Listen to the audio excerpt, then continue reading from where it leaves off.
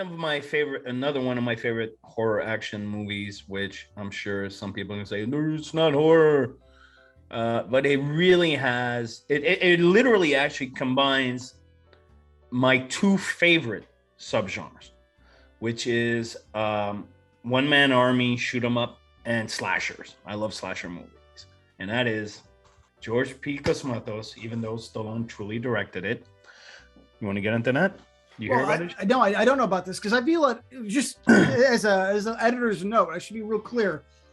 I saw Cobra probably in my early 20s. So I didn't grow up with it. And I want to say I saw it because I saw a review on Arrow and the Head back in 2005. That was me. Yeah, I was going to say probably you, huh? Yeah, it was me. Yeah.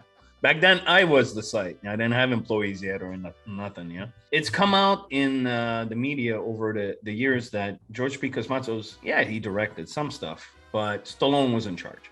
So it started off with Rambo 2. So when Stallone's on set, he's in charge. The shot list, Stallone. Then it went to Cobra, same thing. Stallone directed it. And then it all actually really came out when Kurt Russell did an interview with, I think it was Vanity Fair, but don't quote me on it, where he wanted to direct Tombstone, but he didn't want his name on it. So he was friends with Stallone because of their work together on Tango and Cash. So he asked Stallone, I need a director that's just going to be like a face director, but I'm going to, pull most of the moves. So Stallone said, dude, George P. Cosmatos. I did it with him on Rambo 2 and Cobra. Word on the street, and by Kurt Russell's own admission, and he actually told Cosmatos, I'll only tell the people after you've passed. But as a huge Stallone fan, it shows his eye. Stallone has a particular style, and you watch Rambo 2, you see it. You watch Cobra, you see it. You even watch Rambo Last Blood, and you know that he had a lot to say on it. Stallone was initially going to cast as Alex Foley in Beverly Hills Cop. And then he took it upon himself to rewrite the script, remove the humor, jack up the violence and brutality, change the name to Cobretti, Marion Cobretti, which Marion, by the way, was John Wayne's real name, Marion. So it's an homage to John Wayne, the most macho of macho. And Paramount said, nah, I don't want to go that way. And Stallone basically took his Beverly Hills Cop ideas and turned them into Cobra. I could do a whole show about Cobra. What I love about Cobra is that it's the tightest fucking movie you've ever seen in your life. There's no fat on that movie. And it actually works against it to some degree because the original cut of the movie was like over 2 hours long. And it was so violent that it was going to get an X rating, which was at the time a rating only reserved for films where cocks are sucked on screen. They slimmed down the violence. And then Top Gun hit it big, and they got scared that they were going to get eaten by Top Gun upon the release in '86. So I said, you know what? Let's bring it down to a shortest runtime we can so that we get more screenings a day and make more money. They were insecure about it. So they brought down a movie that was over 2 hours to 87 minutes. So that results in Cobra being really just a string of action scenes and dialogue scenes by a vague plot line about, cop protect chick from crazy cult leaders.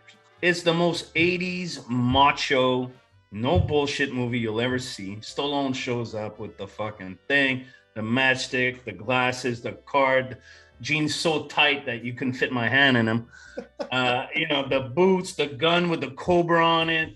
He's cutting this California pizza with the scissors. Yeah. He has his gloves. He cuts the pizza. He cleans the gun. Watching like Christmas fucking commercials on the thing. It's a movie for me. I saw it 3 times in the cinema when I was a child, young teenager. Everything about it greases me right. I know there's nostalgia involved, but the soundtrack, the score, Brigitte Nielsen doing her fucking posing with the long legs, Angel of the City.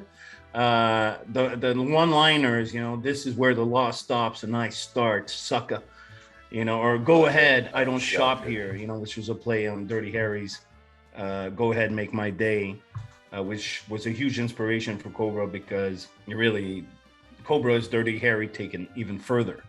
80s, I could go on and on, so I'll shut the fuck up. So what do you think? Hold on, I got 2 questions. Well, I love it because I love Stallone. But I got two questions though, because now there's a few things I just learned.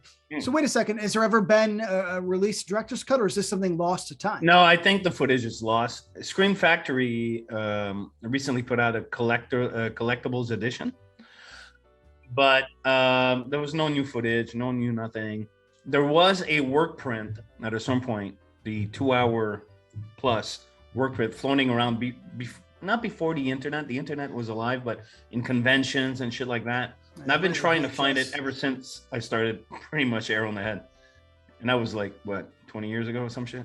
So I haven't gotten my hands on it. I found actually a bunch of deleted scenes from the movie. I found about 20 minutes of deleting scenes just because I'm a geek when it comes to Cobra and I go look for shit.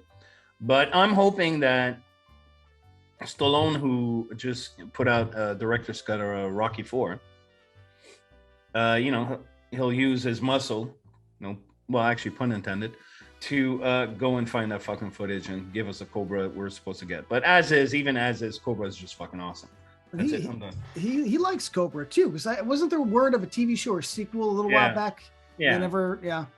It sucks because I was going to say that I saw it a lot later, but I grew up with Stallone. Demolition Man, of course, the Rockies, Rambos.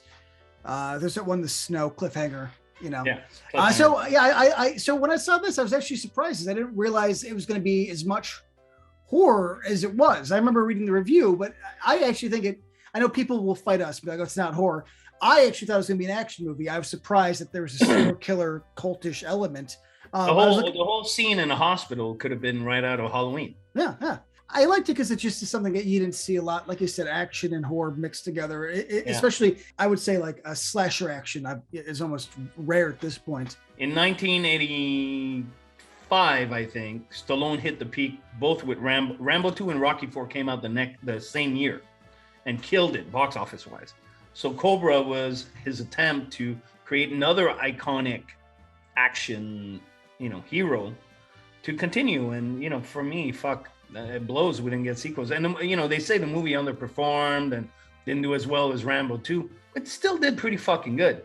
It was the highest grossing movie for both Canon and Warner Brothers for a while, actually. Follow this. Welcome to the end screen.